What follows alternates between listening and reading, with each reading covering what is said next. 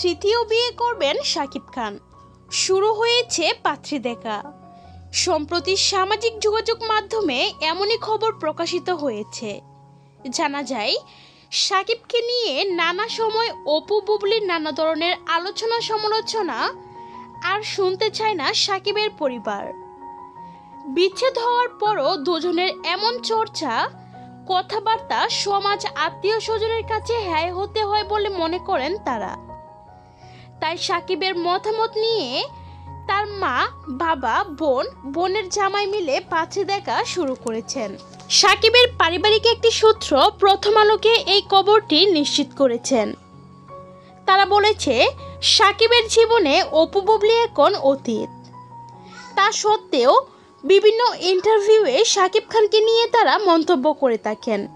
আর এতে শাকিব খান যেমন বিব্রত হন, তেমনি তার পরিবারকে অস্বস্তিতে পড়তে হয়।